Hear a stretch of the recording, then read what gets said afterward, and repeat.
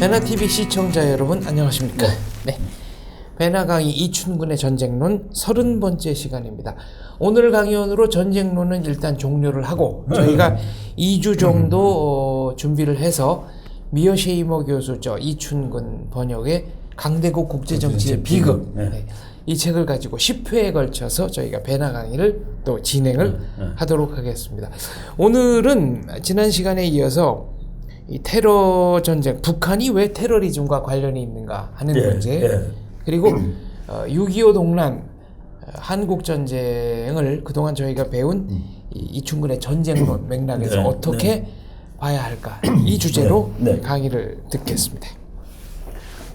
예, 오늘 그 지난 시간에 우리가 테러리즘을 조금 이제 남았는데 제가 그 북한하고 테러리즘이 왜 연계가 돼 있는지, 그 미국의 테러 전쟁에 북한이 왜 그 주요한 나라로 이제 포함이 돼 있는지 그런 문제에 대해서 이제 우리나라 사람들이 조금 그 의문을 갖는 사람도 있고, 그 미국이 북한을 테러 전쟁에 상대로 주는 건 말이 안 된다라고 하는 사람도 있는데, 그 9.11 테러라는 거가 이제 상상 밖의 일입니다. 네. 비행기가 미사일로 그 건물에 꽂혔다 하는 거는 뭐 아무리 정말 황당한 상상력을 가진 사람도 이제 모르던 일이거든요. 그렇죠. 그러다 보니까 그 일을 당한 다음에 사람들의 상상력이 무한정으로 나가는 겁니다.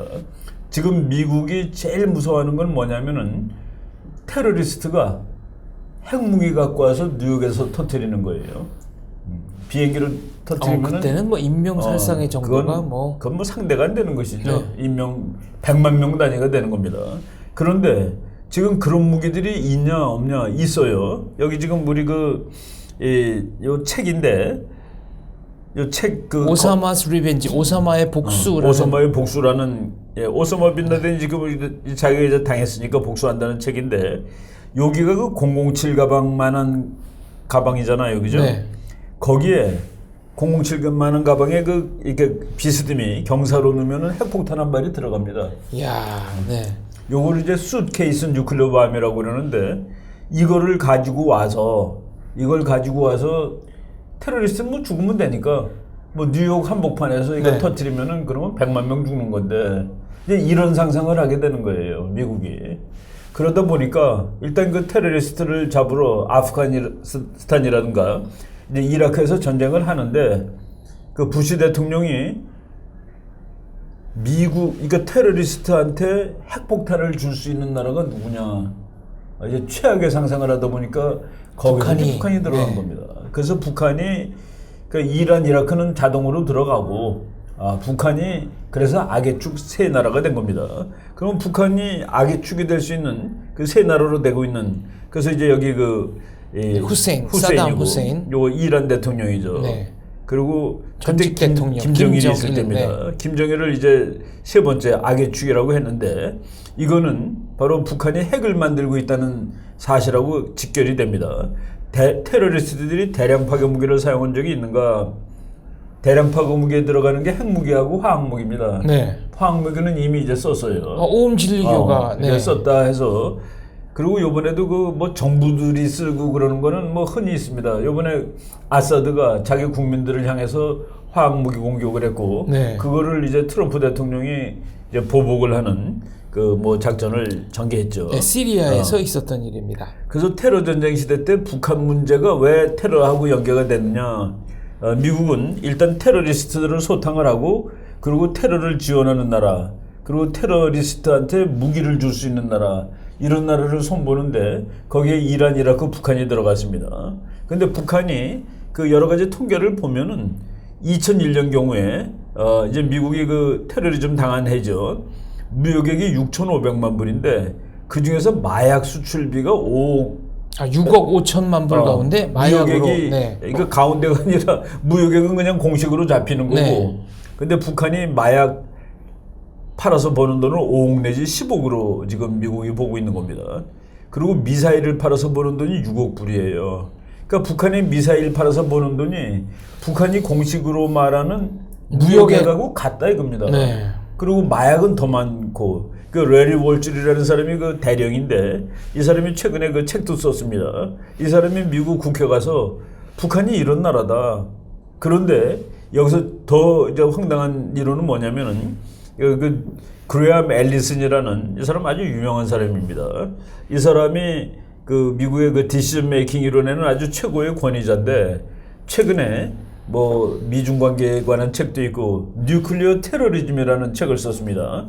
이 책이 이제 2004년에 그러니까 즉 2001년에 테러를 당하고 미국이 완전히 지금 뭐 신경이 보통 그러니까 완전히 이건 노이로제에 걸려 있는 상황인데 이 사람이 핵무기에 의한 테러리즘은 단지 시간 문제일 뿐이다. 이 책에서 이렇게 주장을 한 겁니다. 만약 미국에서 테러리스트들이 핵무기를 사용하는 테러를 일으킨다면 그 핵무기는 다음 세 가지 중 하나일 거다라고 이 책에서 주장합니다. 1. 소련이 망할 무렵에 폭탄이 흘러갔어요.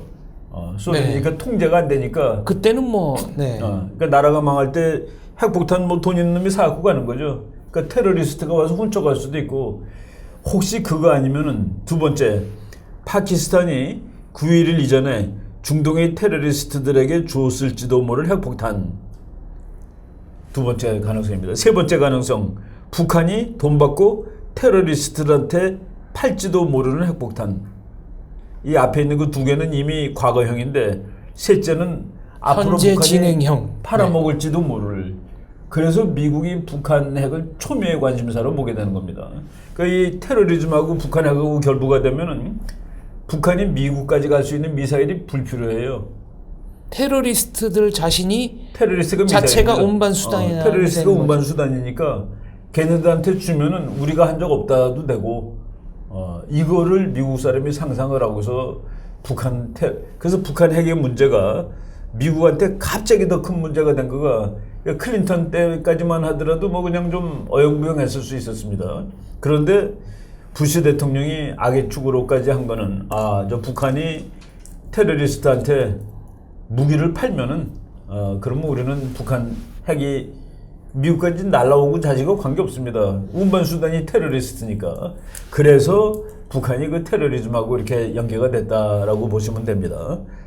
요거를 우리가 더 말씀을 드리려고 지난 시간에 했던 요 부분을 지금 말을 하려고 하는 것이죠. 그래서 그 북한 그 테러 전쟁 2001년 이후에 북한 핵 문제는 지금은 이제 북한이 미국까지 가니까 직접 위협도 되고 네. 그것 외에 테러리스트한테 북한이 핵을 팔아먹을지도 모른다 하는. 그래서 1994년에 이제 북한 핵 문제가 한번 일단 국제사회에서 해결이라고 동결되는 걸 했는데 지금은 동결이 아닙니다. 있으면 안 되는 거예요. 한 발이라도 테러리즘한테 가면 안 되니까. 한 발이면 100만 명이니까. 그렇죠. 그래서 지금은 동결이 아니라 완전 폐기로. 그러니까 미국이 원하는 건 북한이 핵을 폐기하는 것이지 동결이라든가 이런 수준이 아닙니다. 동결은 하나 있으면은 그거를 테러리스트에 팔면 안 되니까. 네. 그래서 북한 핵 문제가 이 테러리즘하고 연계가 되고 미국이 북한을 테러에 그 연계를 시켜버렸고 이 핵 문제. 그래서 이제 동결은 아니고 폐기, 제거만 이제 미국이 원하는 그런 결과다라고 말하면 되죠. 그래서 우리나라에서 뭐 어떤 사람들이 북한이 지금 현재 상황을 동결하고 우리는 뭐를 하고 뭐 그거는 미국이 생각하는 넌센스군요. 미국이 생각할 때는 북한 해결하는데 전혀 말이 안 되는 말이 안 되는 도움이 안 되는 그런 얘기입니다. 그래서 이제 미국이 왜 테러리즘 시대 때 북한을 그렇게 하나의 테러리즘의 대상으로 테러 전쟁에 반테러 전쟁의 대상으로 끌고 들어가서 그냥 보통 사람이 보기에는 왜 미국이 저러지 하는 좀 오해가 있을 수 있는데 바로 논리는 이렇다 하는 그 얘기입니다. 그래서 미국은 지금 온갖 상상을 다 하는 것이죠. 테러리스트가 배낭에 미국 와서 터뜨리는 거, 007 가방에 들고 와서 터뜨리는 거, 그런 영화도 사실 있었습니다. 그러니까 핵배낭 메고 그래서 그래서 이제 그 테러 전쟁 시대 때 북한이라는 문제가 핵하고 결부돼 가지고 더욱 노골적인 문제가 되었다라는 것을 일단 말씀을 드리겠습니다. 그리고 오늘 마지막 이제 전쟁도는 일단 나중에 우리가 전쟁사 이런 거 하면서 또 네. 전쟁이 다시 다 나오지만은 우리가 이론적으로는 오늘 마지막인데 한국 전쟁을 그 우리가 지금까지 공부한 거 가지고 한번 분석을 해보자. 네, 왜 일어났는지 한국 전쟁을 어떤, 학자들이 이렇게 설명하는데 이거는 이론상으로 어떻게 되는 것인지 그거를 좀 이렇게 설명을 드리도록 하겠습니다. 6.25 동란, 코리안 워, 한국 전쟁 과연 우리가 그동안에 배웠던 전쟁론, 이론에 따르면 어떤 것인지 한번 살펴보고 지금 우리 장 박사님이 6.25 동란 한국 전쟁, 코리안 워 이렇게 얘기했는데 네. 그게 이제 또 공부하는 사람들의 논쟁거리입니다. 네. 전쟁에 이름이 없는 게 아니라 이름이 너무 많아요. 그 제가 어디 가서 한국 전쟁 그랬더니 어떤 그 어르신이 6.25 전쟁 하신 분이 그 교수님 그런 말 쓰지 마시라고 한국 전쟁이라고 그러지 마시고 6.25 이렇게 사변, 동란 네. 그러니까 북한이 나쁜 짓을 저질렀다 하는 이거 숫자를 잘못 썼군요. 6.25인데 네. 왜 이렇게 숫자가 6.25 사변 6.25 사변 이런 식으로 6.25 동란 6.25 전란 북한에서는 조국 해방 전쟁이라고 쓰고 있습니다. 우리나라에서는 또 여기에 대학에서 자유수호 전쟁이라고 써야 되는 그런 사람도 있고 그 영어로는 더 코리안 컨플릭트라는 말 쓰는 사람도 있고 충돌 한국의 충돌 충돌 분쟁 이런 뜻이죠. 코리안 크라이시스 위기라고 하는 사람도 있고 더 코리안 워라고 하는 사람도 있는데 이 말들이 사실 따지고 보면 다 맞는 건 아니에요. 코리안 워 그러면 한국인들의 전쟁이라는 뜻인데 여기 중국 사람도 왔고 미국도 오고 국제전 세계 20개국이 왔거든요. 그래서 일단 그 한국 전쟁이 얼마나 큰 전쟁이냐를 보면은 제가 그 미국의 잭 리비 교수라는 분이 그 전쟁 데이터를 그 수백 년 거를 가지고 있는 분인데 그 사람 책에 이제 그 1895년서부터 1975년까지 전쟁을 다 분석을 했는데 거기에 몇 명 죽었다. 이제 배틀 데스를 쳤어요. 전사자가 몇 명이다는 그거를 쭉 보니까 한국 전쟁이 세계 7대 전쟁입니다. 무지무지하게 큰 전쟁이에요. 그러니까 1대 전쟁 1등이 2차 대전입니다. 전투 사망자가 1294만 명, 1차 대전이 770만 명 2등, 나폴레옹 전쟁이 186만 명, 187만 명, 스페인 왕위 계승 전쟁이 그다음에 이제 100만 명 넘어요. 30년 전쟁이 115만 명, 7년 전쟁이 99만 2천 명, 그리고 한국 전쟁이 95만 4천 명. 요거는 전투원 사망자를 전사자, 그러니까 민간인 빼고 얘기하는 겁니다. 그래서 이 아주 치열한 전쟁이죠. 이 조그만 땅에서 세계 7대 전쟁이 있었다는 거는 이게 전쟁이 오르락 내리락 해갖고 그냥 완전히 초토화시켜 놓은 겁니다. 한반도를. 그래서 아코디언 워라고 부르기도 하더군요. 이거는 그래서 이 전쟁은 정말 그 잔인한 전쟁인데 이 전쟁이 왜 일어났냐 가서 북한 사람들한테 물어보세요. 우리가 알고 있는 거랑 완전히 다른 얘기를 하겠죠. 그리고 우리나라에서도 지금 전쟁이 왜 일어났냐 그러면 그것 때문에 논쟁이 심해요. 학자들 사이에서도 남침이냐 북침이냐까지 지금 그걸 갖고 또 그거 가지고도 시비를 걸고 있습니다. 바로 이런 문제들을 제가 오늘 그 말씀을 드리면서 우리가 그 전쟁 이제 쭉 그 29시간 동안 전쟁에 대해서 이제 그 강의를 했는데 이 설명은 학자들이 말하는 어떤 이론에 속하고 이런 식으로 한번 그 말씀을 드려보겠습니다. 한국 전쟁이 왜 일어나느냐 그 기원, 오리진 또는 코즈. 근데 코즈는 직접 일어난 그러니까 예를 들어 성냥불을 던져서 불이 팍 터진 거예요. 근데 기원 그러면 그거보다 더 멀리 갑니다. 성냥불을 던졌다고 불이 반드시 나는 게 아니라 인화물질을 누가 쌓아놨느냐, 있었고 인화물질이 왜 쌓였느냐 이런 걸 다 그 조건이 배경이 있어야 되는 것이죠.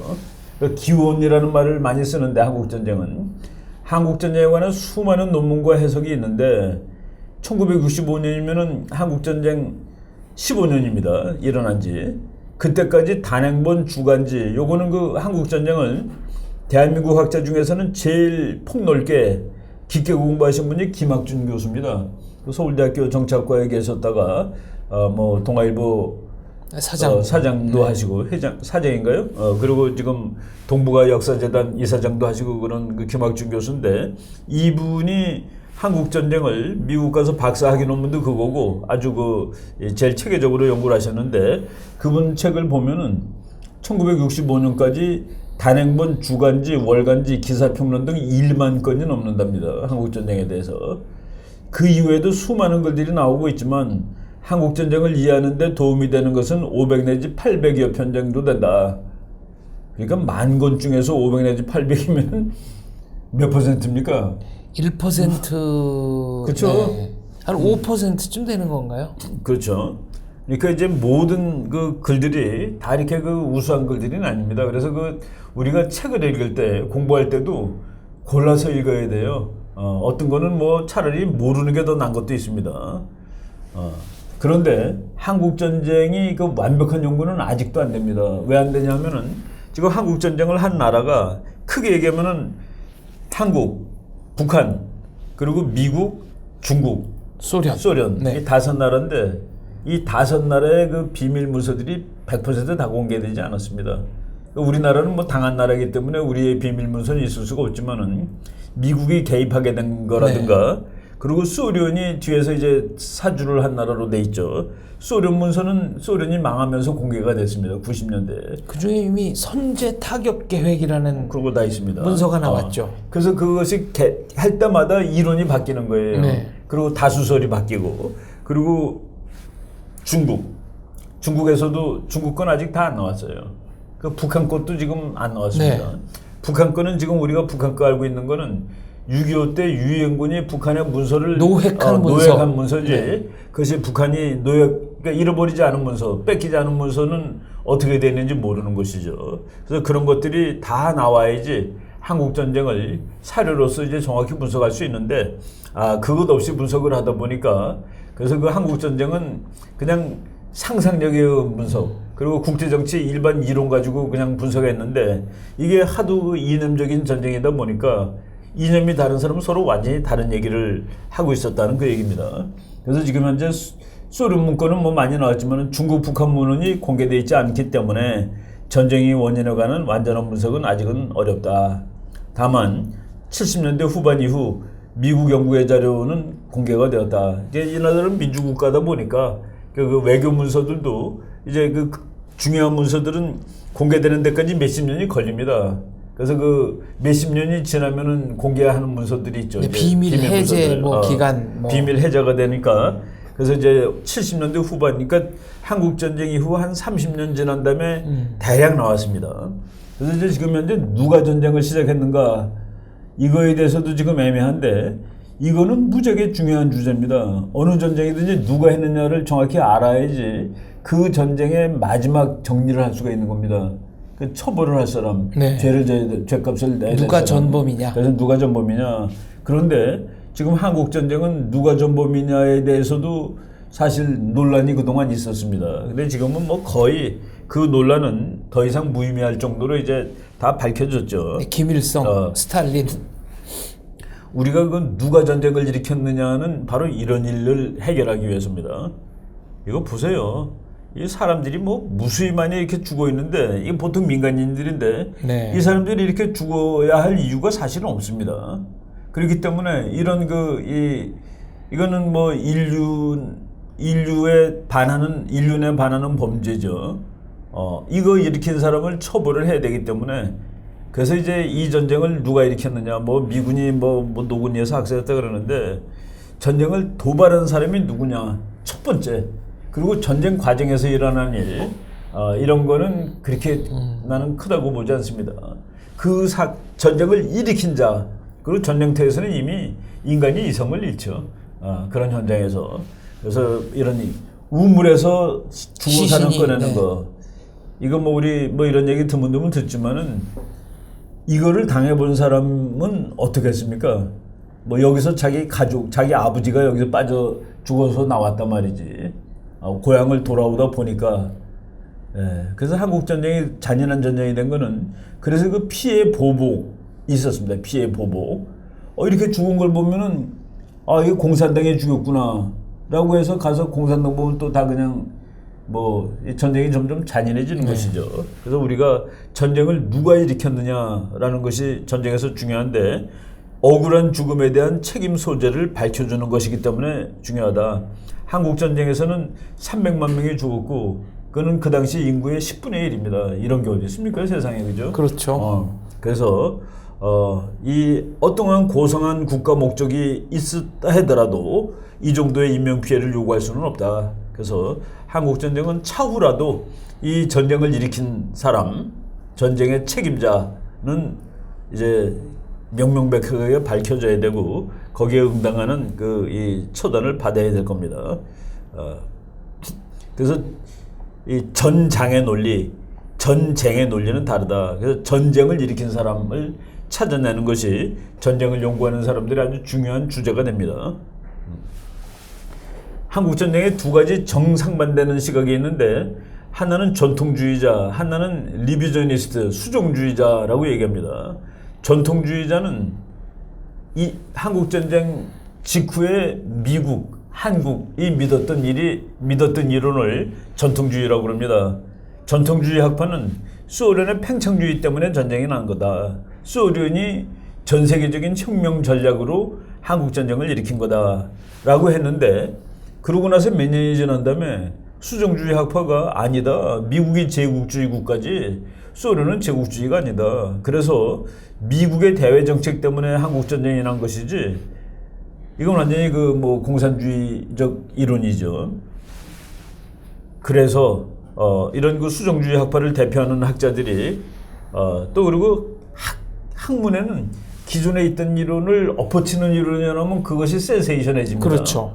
그래서 그 수정주의가 그 50년대 중반 후반부터는 완전히 각광을 받습니다. 오히려 그게 맞는 것 같아 해가지고 브루스 커밍스가 아주 대표적인 사람이죠. 그래서 디 플레밍이라는 사람이 콜드 워 앤드 이스 오리진, 이건 한국 전쟁만 한 건 아니지만은 미국 자본주의 체제는 속성상으로 전쟁을 하게 돼 있다. 소련을 압박을 했고 그래서 소련이 전쟁을 먼저 일으켰다 할지라도 그것은 자위적 대응이다. 전형적인 수정주의적 그렇죠. 관점입니다. 그래서 이 전통주의 시각하고 그리고 이제 수정주의 시각은 전부 다 한반도 그 자체는 별로 중요하지 않아요. 북한이나 한국은 그냥 그 주인공이 아닙니다. 그 국제 정치에 의해서 시스템, 그래서 전통적 어프로치나 요거는 우리가 말한 그 시스템, 국제 체제를 가지고 설명한 것이죠. 그래서 이 두 가지 해석은 모두 남북한을 전쟁의 하수인이라고 하면 이 단어가 좀 너무 센데 프록시, 대리인 정도로 취급한다.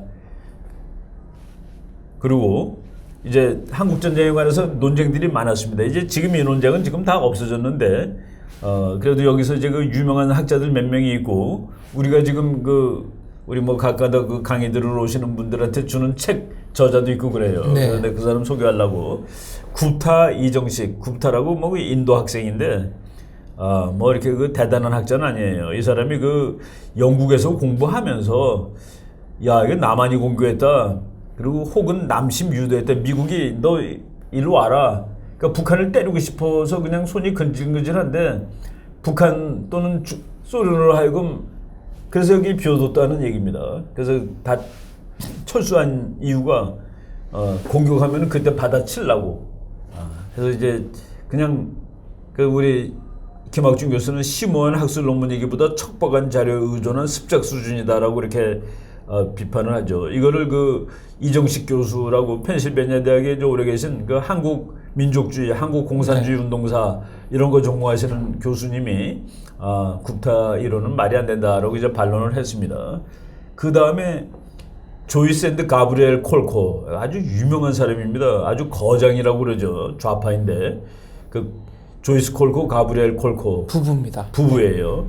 그런데 이 사람한테 맞짱을 뜬 아주 젊은 친구가 있습니다. 스투어크라는 친구인데 이거 대학원생 때 이 수정주의 이론을 그대로 갖다 공격을 한 거예요. 그런데 이 콜코 교수, 이 사람의 책을 보면은 학문은 그렇게 하면 안 됩니다. 아마도 이런 거 쓰면 안 돼요. 아마도는 상상의 영역이지 그렇죠. 학문의 영역이 아닙니다. 그렇죠. 그러니까 이 사람들이 아마도가 이렇게 많은 거라. 그래서 이 젊은 대학원생이 당신은 세계적인 대가라고 그러는데 네 책에는 전부 아마도 뭐 왜 아마도냐 이거야. 그러니까 증거를 밝히고 그렇다 아니다를 얘기해 주는 그렇죠. 논리로. 그래서 이 아주 덤벼드는 걸 보면은 뭐 참 젊은 사람이 나는 그 논쟁한 걸 쭉 다 읽어봤습니다. 그러면은 그 늙은 교수가 화가 나가서 반박하면 또 반박하고 네. 뭐 이런 적이 있어요. 그래서 이 사람이 그 브라운 대학에서 이제 박사를 받았는데 한국 전쟁에 대해서는 상당히 권위 있는 학자가 됐고 그리고 제가 그 책을 번역을 했습니다. 최근에 그 나온 지 2000년대 후에 네. 한국 전쟁과 미국의 외교 정책이라는 아주 잘 쓴 책이 있어가지고 그걸 제가 이 나남 출판의 그 어떤 분한테 번역을 의뢰해가지고 찍은 적이 있습니다. 지금도 구할 수 있는 책이에요. 그 스토크라는 학자가 이 전통주의 편에 서서 아주 그 세게 논쟁을 벌였던 일이고, 그다음에 로버트 시몬스라는 학자가 이 사람도 뭐 좌파 학자인데 한국 전쟁은 국제적으로 볼 게 아니라 한반도 내부를 봐야 된다. 내란적 성격을 가졌다. 네. 이제 고병철 교수라는 또 이제 미국에 계시는 한국 학자가 말도 안 되는 소리를 해서 이제 또 반론을 했습니다. 이게 어떻게 내전이냐? 국제전이지. 남북한이 싸울 수 있는 능력도 사실 없죠. 그때 뭐 북한이 뭐 무기, 북한은 따발총은 자기가 만들었다 하지만은 그 정도 전쟁을 할 수 있는 능력을 갖추지 못했습니다. 한국도 마찬가지고. 그래서 이거는 국제적인 전쟁이지. 그래서 내란이라는 건 말이 안 된다. 그리고 1977년에 이제 한국 전쟁 끝나고서 23년 됐을 때, 24년쯤 됐을 때 미국 국무부 한국 전쟁 관련 비밀 문서가 다 공개됐다. 그래서 지금 우리가 미국에서 나오는 그 외교 문서 중에 FRUS라는 그 시리즈가 있습니다. 네. Foreign Relations of the United States. 그게 이제 제일 최고의 자료죠. 지금 우리가 볼 수 있는 거. 거기 보면은 우리나라에 와 있는 미국 대사가 뭐 이승만에 대해서 보낸 거. 그럼 거기서 온 거, 뭐 탑시크릿인데 이제 다 지워지고 그런 것들. 어떤 대화가 오갔나, 뭐 인물평, 정세 분석 그렇죠. 많이 있습니다. 그거가 이제 참 지금은 이제 6.25 그리고 한국 예를 들어 10월 유신 무렵 1970년대까지 분석할 수 있을 만큼 그 자료들이 나왔습니다. 그리고 또 그게 옛날에는 그걸 전부 다 이렇게 책으로 이만한 책으로 해가지고 뭐 책도 너무 많아요. 그러니까 우리는 우리나라 코리아 된 것만 이제 보는데. 지금 그게 인터넷으로 전자책으로 이렇게 볼 수 있는 그런 상황이 됐습니다. 그래서 1977년에 미국 국무부 한국전쟁 관련 비밀 문서가 상당 부분 공개가 됐고, 그리고 또 그때 한국전쟁 중에 미국이 북한 가서 그 노예관 문서가 공개됐습니다. 그래서 이제 전쟁 본질에 대해서 상당히 연구할 수 있게 됐고, 요 자료를 가지고 1979년 4월 미국 아시아 학회에서 한국전쟁 재평가라는 그 세미나를 이제 또 했죠. 논문도 많이 발표되고. 지금 우리 장 박사님도 말했지만은 한국의 이 사람이 운동권의 대부라고 얘기할 수 있을 정도로 참 영향을 많이 끼쳤는데. 그렇습니다. 이 사람이 프린스턴 대학에서 오리진스 오브 더 코리안 워라는 책을 썼는데 한국 전쟁의 기원. 이 2권짜리 책인데 뭐 이만해요. 그리고 미국에서 상도 받고 그런 책인데 이 책이 이게 이 한국의 그러니까 1950년서부터 53년 분석을 하면 안 되고 1945년부터 봐야 된다. 그리고 그보다 더 올라가서 왜 이 전쟁이 나지? 그래서 이거를 거의 그러니까 외부적인 게 아니라 하나의 혁명으로 본 거예요. 사회주의 혁명 과정의 일환으로 본 겁니다. 그래서 이 책이 나온 다음에 이거를 우리가 번역도 해서 보고 그래서 한국이 뭐 완전히 한국 지식계를 흔들어 놓은 것이죠. 근데 이 책은 지금 읽어보면은 많이 맞지 않습니다. 논리적으로도 틀리고 데이터도 틀리고. 그런데 아무튼 이 저자가 브루스 커밍스가 너무나도 한국 사회에 큰 영향을 미쳤는데 이 사람은 지금 우파됐습니다. 최근에는 자신의 견해를 수정하는 듯한 발언을 이 사람이 공개석상에서 여러 차례 했습니다. 한국 전쟁에 관한 책이 아니라 미국의 역사에 대해서 썼는데 완전히 미국의 팽창을 아주 극도로 미화한 책을 썼습니다. 미국의 팽창을 아니, 그러니까 미국의 팽창주의, 그러니까 이 사람의 그 기본 관점이라면은 완전히 그 수정주의 좌파인데 미국이란 나라의 그 제국주의를 욕을 해야 되는데 네. 최근에 나온 책은 하여간 미국이 확대돼가는 과정을 미국이 패권국이 되는 과정을 엄청나게 미화한 그런 책을 보고 놀랐습니다. 하여간 지금은 뭐 조금 이제 생각을 바꿨는데 아무튼 한국 지식계를 상당히 그 80년대 운동권 세력의 그 거의 필독서 필독서 대부였죠. 네. 이제 전통주의로는 스탈린이 한 거다. 이거는 이제 레벨 1입니다. 네. 스탈린이 한 거다.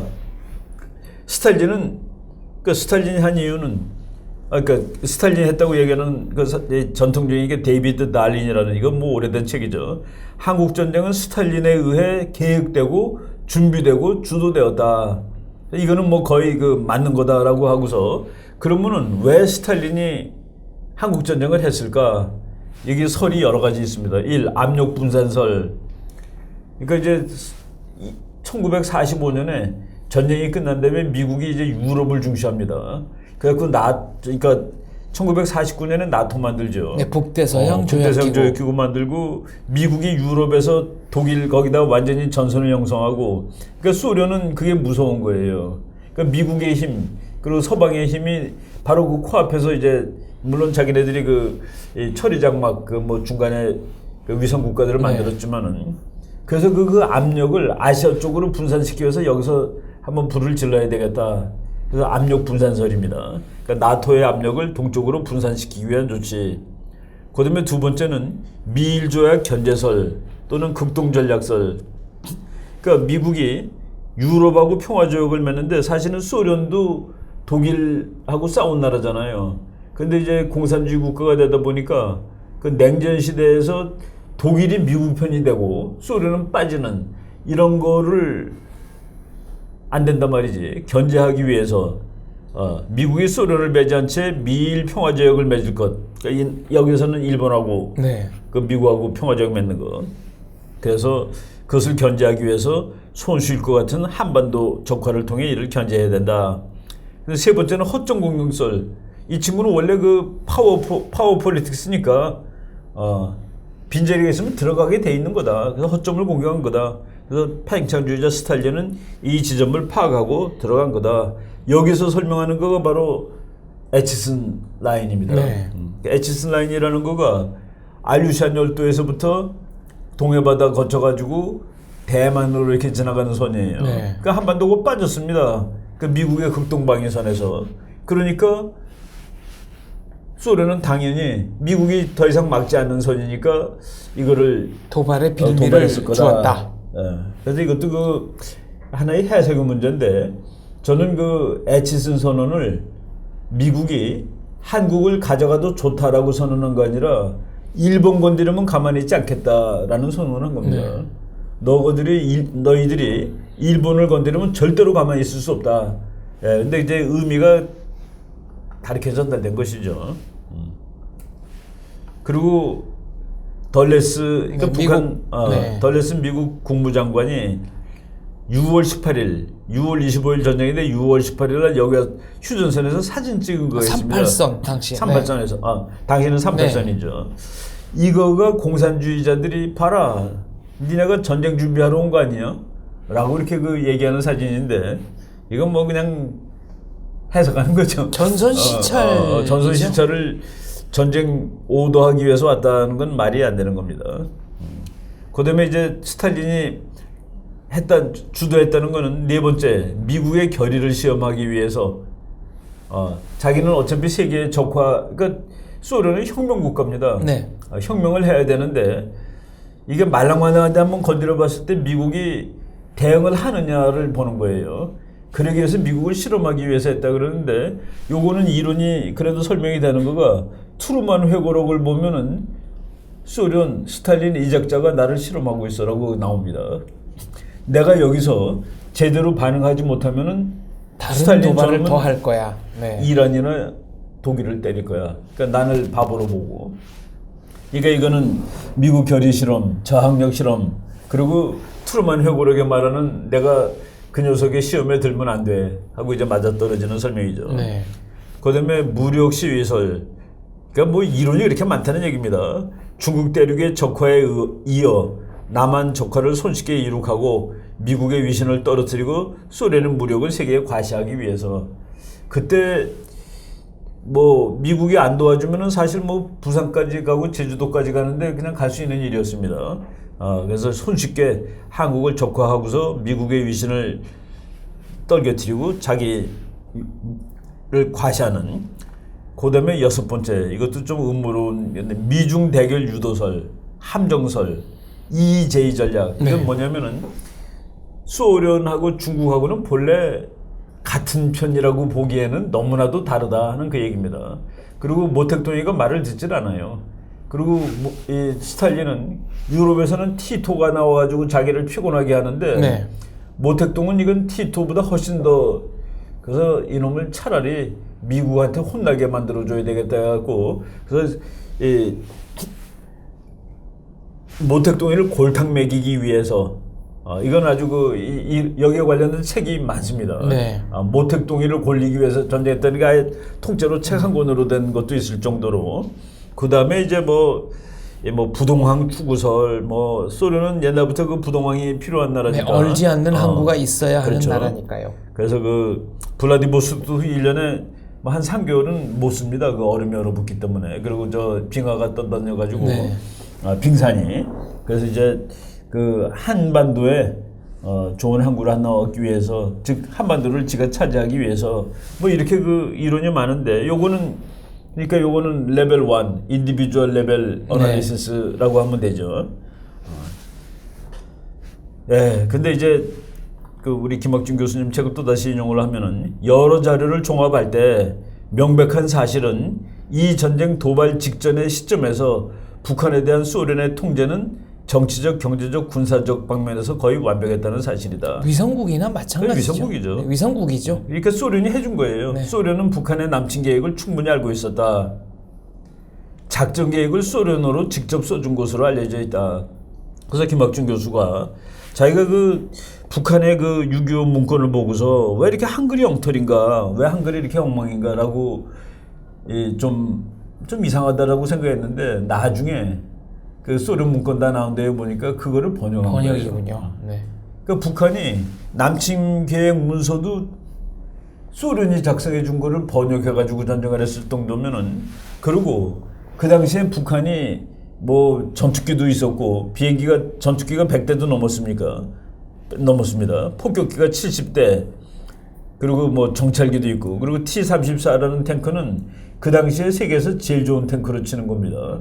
2차 대전 마렵에 그 소련에서 나온 T-34라는 건데, 이거는 뭐 진짜 고장도 잘 안 나고, 그 뭐 소련의 육군의 나라지만은 T-34를 242대나 가지고 오고, 중포 728문, 뭐 함정 뭐 이런 거 다 해가지고, 이거는 도무지 북한이 스스로는 안 되는 거예요. 그러니까 이거는 당연히 소련이 도와준 거다 하는 그 얘기입니다. 그리고 한국군은 뭐 너무 상대가 안 되는 이런 상황이죠. 더구나 이제 북한군이 뭐 병력이 2배쯤 됩니다만, 이들 가운데 그렇죠. 3개 사단은 중국 국공내전에서 실전을 치른 4만 명을 네. 모택동에 보내주는 겁니다. 그래서 그 친구들이 38선 맨 앞에 서가지고 선몽대로 오는 거예요. 놀라운 전투력의 원천이라는 그러면 평을 들었습니다. 그 이제 전투의 그 몸이, 그러니까 아주 그 전투에 익숙한 사람들이죠.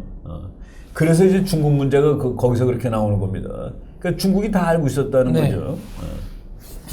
그래서 그런데 이제 학자들이 공부하다가 이제 문건 뒤지다가 이제 놀라운 사실들을 가까다 발견하는데, 김학준 교수가 북한 노동당 이론지인 근로자라는 잡지 통권 58호에서 한국전쟁의 남침설에 관한 결정적인 근거를 발견한다. 뭐냐면은 그 잡지가 6월 15일 날 인쇄된 건데, 거기에 그 김일성의 그 개전 선언문 그게 들어가 있어요.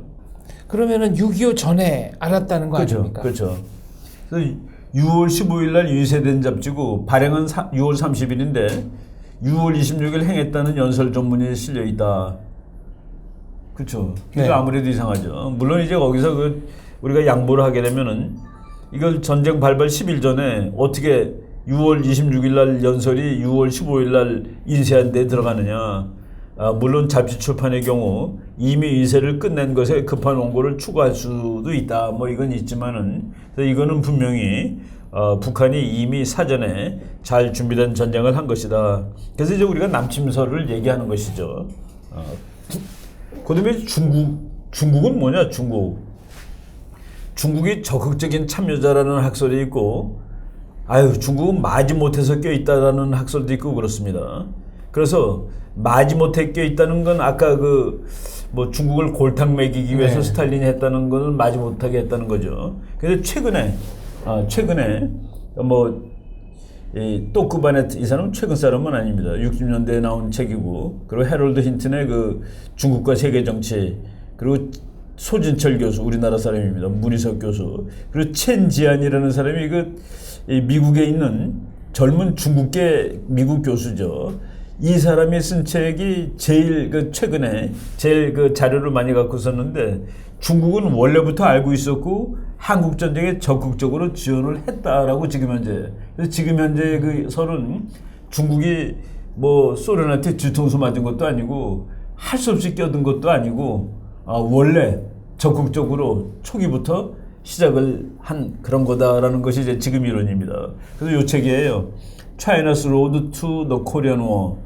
이것이 1996년에 나왔는데, 그러니까 이제 소련이 망하고, 그리고 이 사람이 이제 중국어를 또 다 할 수 있는 사람이니까 중국 자료, 그리고 소련 자료, 그리고 이런 거를 전부 다 종합적으로 섭렵했을 때 중국이 한국전에 들어간 것은 뭐 소련이 밀어서 할 수 없이 들어간 것도 아니고 적극적으로 자발적 선택에 자발적으로 의해서. 그래서 이제 뭐 그냥 아직까지는 개전 당시에 소극적이었지만은 전쟁이 진행됨에 따라 적극적으로 개입한 것으로 정책 선회를 했다라고 알고 있었는데, 이 첸지안 교수가 완전히 다른 얘기를 했네요. 중국은 전쟁이 발발하기 이전부터 대단히 적극적으로 전쟁을 지지했다.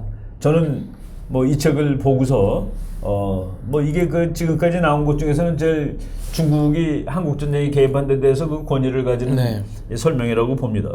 근데 지금도 한국 전쟁 책이 계속 나오고 있어요. 지금 내가 오하이오 대학 가갖고 전쟁사를 배웠는데, 전쟁사를 공부했는데,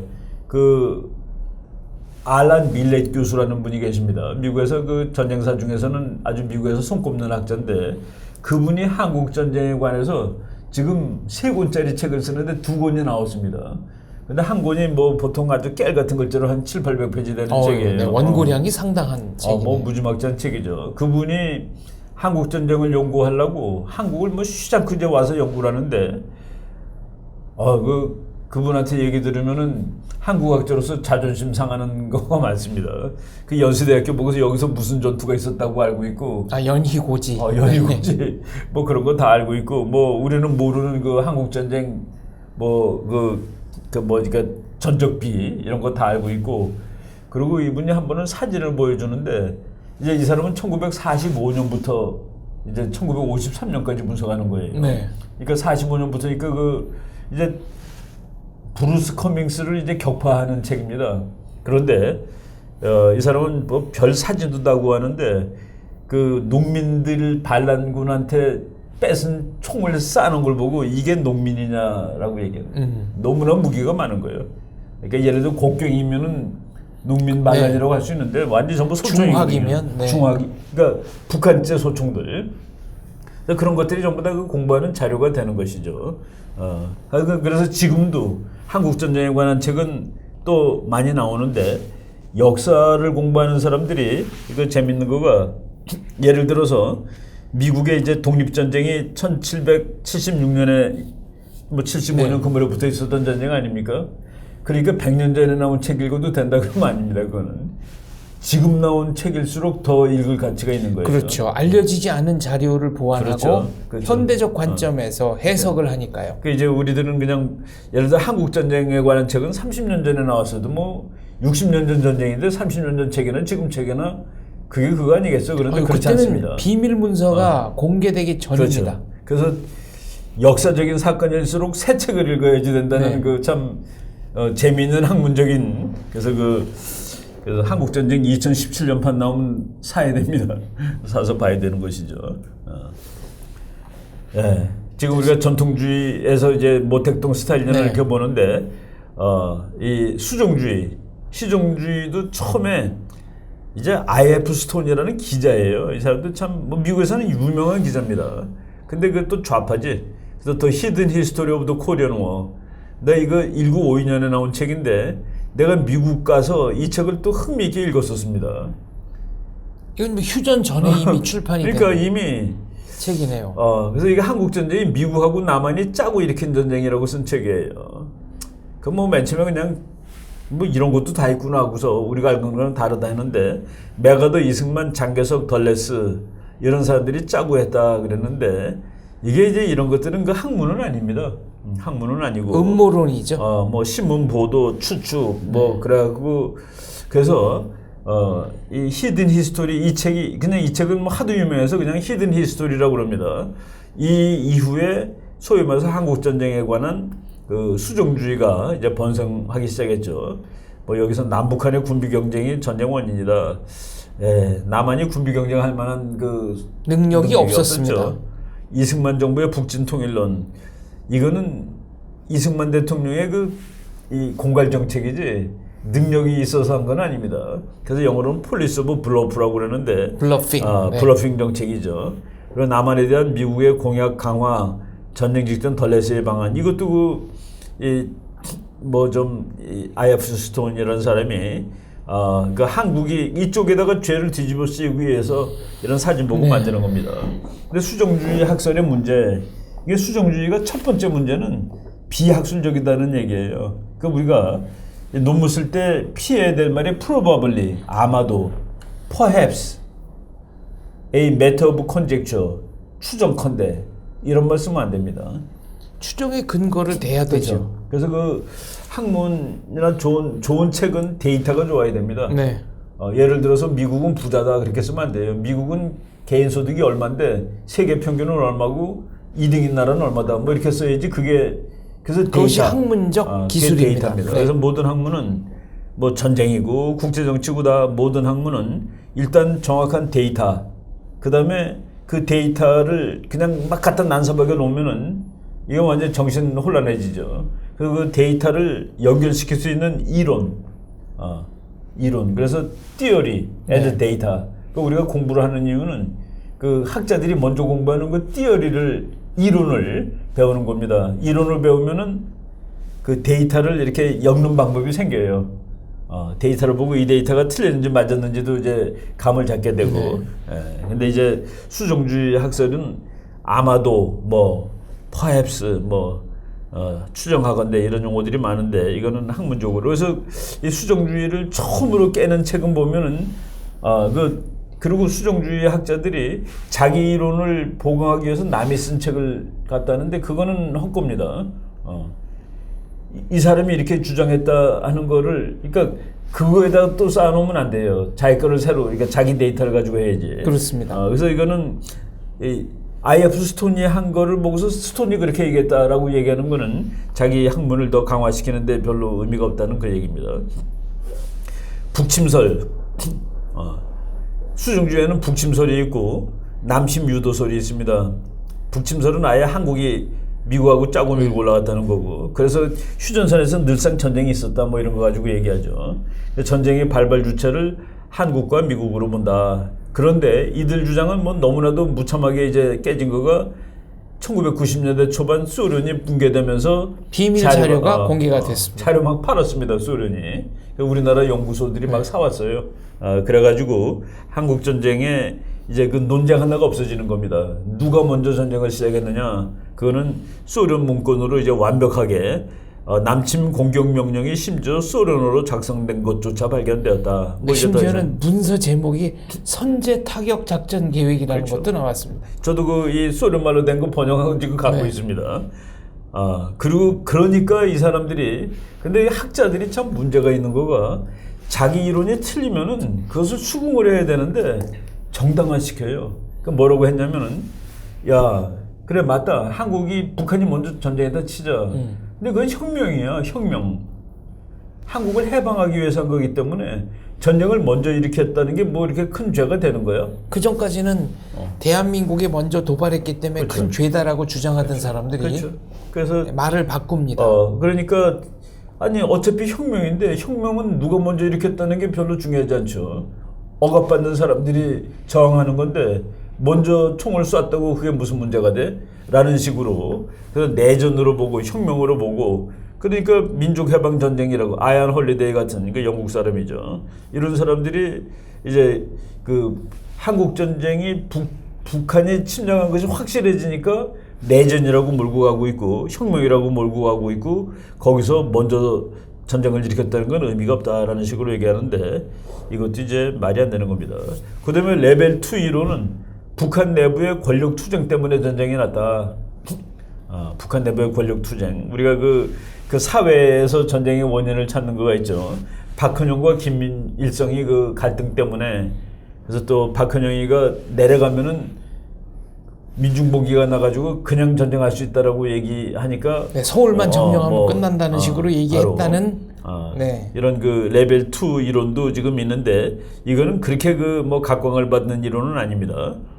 그래서 종합평가에 보면은 북한이 남침했다는 사실은 결정적인 증거에 의해서 뒷받침된다. 그리고 후르시초프가 회고록을 썼는데 이 회고록도 진짜냐 가짜냐고 논리가 많았는데 다 진짜로 이제 나중에 판명이 됐죠. 전쟁을 주도한 것은 김일성이었다. 그런데 이제 후르시초프가 조금 이제 이 소련 책임을 좀 면하려고 그랬는데 전쟁을 하자고 조른 거는 김일성이가 맞고 근데 스탈린이 네가 그 계획 가지고 전쟁을 할 수 있어 하고서 계획표 틀리게 써왔다고 막 화내고 그런 적이 있었습니다. 그리고 계획표를 소련이 나중에 써줬죠. 그래서 소련이 적극적으로 물론 전쟁을 주도한 것이 김일성이면 김일성이가 뭐가 되는 겁니까? 전쟁을 일으킨 장본인 전범이 되는 것이죠. 전범인 그래서 김일성이 전범인 거는 뭐 맞고 한국 전쟁의 발발이 김일성 때문에 된 것은 맞습니다. 6.25를 일으킨 장본인은 김일성이며 그는 미군이 개입하지 않을 것이며 남로당원들이 호응 봉기할 것으로 오판했다. 오판했다는 이론이 또 있죠. 전쟁은 오판 때문에 난다. 또는 전쟁은 확실하게 이길 것이라고 과신하기 때문에 난다. 뭐 이론들이 여기 들어갈 겁니다. 김일성은 스탈린을 설득해서 남침을 일으켜낸 것이다. 이거는 북한에서 탈북한 그 이상조는 북한군 중장까지 한 거 그랬죠. 그리고 해롤드 노블 이 사람은 전화 속의 대사관 그래가지고 6.25 당시에 그 미국 대사관을 딱 취재하고 그런 사람입니다. 이런 회고록 보니까 김일성이 그 오리지널 아이디어를 낸 거예요. 그리고 스탈린이 오히려 맨 처음에 주저하다가 할 수 있겠냐? 그럼 한번 해보자. 그러고서 이제 적극적으로 개입을 한 것이죠. 미국이 한국 전쟁에 와서 개입해서 막는 거 이것도 뭐 이제 우리가 디시전 메이킹 얘기할 때 얘기를 했는데 전화를 받자마자 한국에 전쟁 났다는 전화를 근데 1949년에 미국이 이제 한국에 대해서 미국 사람들은 항상 계획을 집행하기 전에 분석을 합니다. 근데 한국이 미국한테 별로 중요하지 않은 곳으로 나옵니다. 그러니까 미국의 국가 이익 순위상 군사력을 동원해서 도와줘야 될 나라 16개를 쭉 분석을 해보니까 한국이 종합순위 13위예요. 13위고 미국은 한국까지 도와줄 여력은 없다 그래가지고 1949년 12월에 다 철군하죠. 군사 고문단 한 몇백 명 남겨놓고 다 가는데 네. 그때 이승만 대통령이 가면 안 된다고 참 말리고 그랬지만은 방법이 없었습니다. 이승만 대통령은 이제 전쟁이 날 거다. 그렇죠. 희외 공백 때문에 그렇죠. 그렇게 예언을 했습니다. 그러고 나서 이제 6월 달에 전쟁이 딱 나니까 철군하고 6개월 만에 난 전쟁 아닙니까? 네. 그래서 6개월 만에 전쟁이 났는데 그때 이제 미국이 개입하게 되는 과정도 한국 전쟁 연구하는 사람들이 아주 관심을 갖는 거죠. 미국은 왜 중요하지 않다고 생각하고 버리고 간 나라에 그렇게 또 일주일 만에 육군을 파견할 정도로 개입할 수 있었을까? 한국 트루먼 대통령과 한국전 참전 결정 이거는 미국 역사상 정책 결정 이론의 아주 참 대표적인 사례가 됩니다. 그래가지고 이거를 공부한 사람이 이제 뭐 앨리슨 같은 사람은 나중 사람이고 앞에 이제 그 한국 전쟁이 그 아무리 민주국가라 할지라도 위기 상황에서는 민주국가나 독재국가나 정책 결정 구조가 별로 차이가 나지 않는다. 그래서 위기일수록 사람 숫자가 줄어들고 네. 그래서 먼저 말한 사람 거가 결정될 가능성이 주도적 높고 결정이 네. 그리고 더 높은 사람 말이 결정될 가능성이 많다.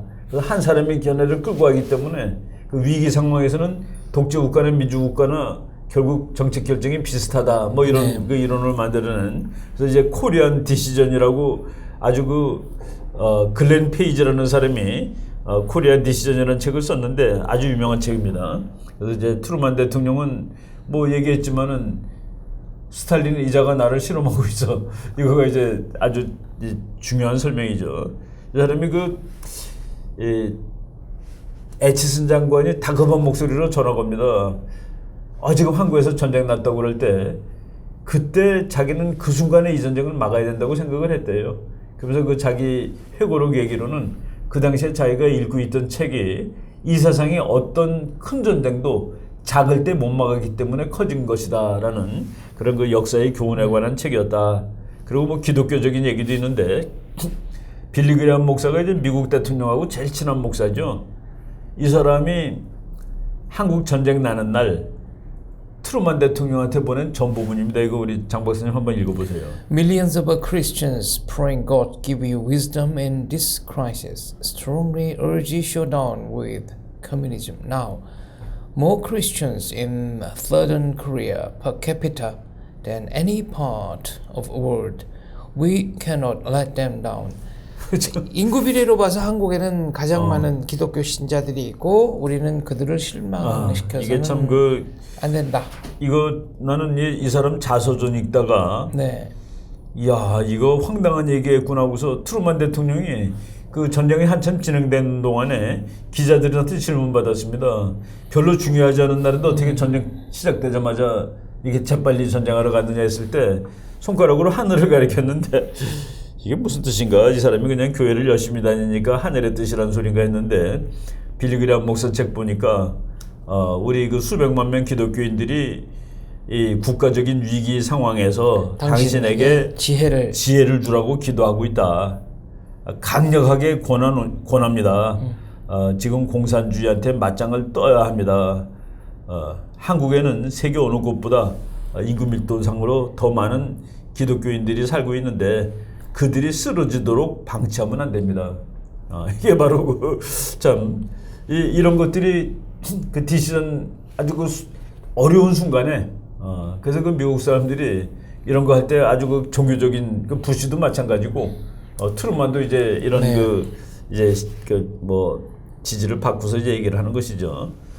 그리고 우리가 또 잘 모르고 있는 거 이제 미국이 유엔에 가서 안전보장이사에 가서 이제 유엔군을 하잖아요. 그때 소련이 불참합니다. 근데 우리 초등학교 다니고 중학교 다니고 그럴 때 소련이 자기가 전쟁을 일으키고 창피하니까 나가지 않았다. 네. 근데 뭐 치통 때문에 그 자리를 떴다. 그거는 아니고 그 이제 역사적으로 그래서 이제 이쪽 저쪽 사람들은 이거는 반칙이다 그러는 겁니다. 네. 역사상 유엔군이 결성되었고 전쟁하러 온 첫 번째 사례자 사실은 마지막 사례인데 네, 처음이자 마지막 사례죠. 그게 이제 소련이 거기에 계속 결석하고 있었습니다. 안전보장이사에 결의하는데 무조건 안 갔어요. 소련이 안 간 이유는 그때 중공이죠. 중공. 대만이 왜 상임이사국이냐? 네, 그때 이제 자유중국. 자유중국. 이거를 대만을 중공으로 바꿔주지 않는 한 우리는 그 안전보장이사회 결의에 불참한다. 하고서 안 하고 있을 때 미국이 가서 그냥 소련은 참석을 안 했으니까 네 나라. 네. 안전보장이사 상임이사국 네 나라가 찬성을 한 겁니다. 그러니까 비토권 행사할 기회도 놓쳐버린 거네요. 그래서 비토권 행사할 그래서 그 다음에 계속 나가서 비토를 하는 겁니다. 그래서 우리가 요거는 역사적인 팩트를 틀리게 알면 안 돼요. 심지어는 공부 많이 하는 사람도 이거 소련이 그때는 쑥스럽고 창피해서 나갈 수 있었겠는데 그건 아닙니다. 네. 그건 아니고 미국이 심지어는 미국 중에서 이거 소련이 와서 비토하는 거 아니야? 그때는 어떻게 하지까지도 얘기한 거가 있어요. 하여간 미국이 여기 나가서 소련 없이 이걸 통과시켰다. 그러니까 그 법적으로 해석할 때는 이제 문제점이 생길 수 있는 뭐 그런 것이죠.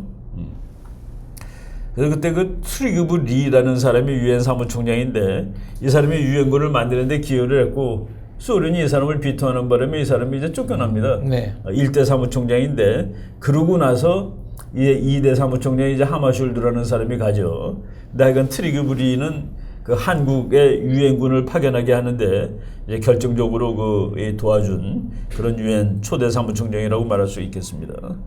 그리고 뭐 쭉 여러 얘기 나오는데 우리가 이제 전쟁의 진행 이런 것들은 지금 뭐 다 얘기할 필요는 없고 네. 나중에 이제 세계 전쟁사 나올 때 그때 뭐 얘기할 수 있는 그 재료는 되는데 하여간 한국 전쟁은 정말 처절한 전쟁이고 그리고 한국 전쟁이 끝난 다음에 저는 이 전쟁을 공부하면서 우리가 맨 처음 얘기한 것이 전쟁은 국가를 만들고 국가는 전쟁을 한다 이런 말이 있잖아요. 나는 지금 오늘의 대한민국이 생기게 된 근본이 한국전쟁 같다라는 생각을 드문드문 하는데 한국전쟁을 통해서 한국이 현대 국가로 발돋움한 겁니다. 네. 막강한 그 군사 조직이 생기고 그리고 그 당시에 군사 조직은 상당히 그 현대화된 조직이고 이런 조직이 오늘날 한국을 발전시키는데 좀 알게 모르게 기여를 한 것이고 한국이 그래도 그 강한 국가입니다. 강한 국가로 컸는데 거기에 그 한국 전쟁이라는 우리 국민들이 참 전쟁이 그 지독한 참화를 겪고 거기서 이제 서바이브를 한 것이죠. 살아남은 것이죠. 뭐 나중에 우리가 그 한국 전쟁이 그 진행되는 과정 이런 거는 뭐 언제 전쟁사 우리가 시간에 전쟁사를 할 때 네. 그때 한번 또 다시 하도록 하고 오늘은 뭐 그 전쟁 배경이 된 그런 이론들만큼 뭐 간단하게 한번 살펴본 겁니다. 알겠습니다. 그래서 학자 중에는 6.25 동란을 역설적이지만 위장된 축복이라고 평가하는 사람도 있더군요. 이상으로서 이춘근의 배나강의 이춘근의 전쟁론 30회 대단원의 막을 내리겠습니다. 저희는 2주 3주 후에 미어셰이모 교수의 강대국 국제정치의 비극 이 책을 가지고 다시 배나강이 찾아뵙도록 하겠습니다. 감사합니다. 네, 감사합니다.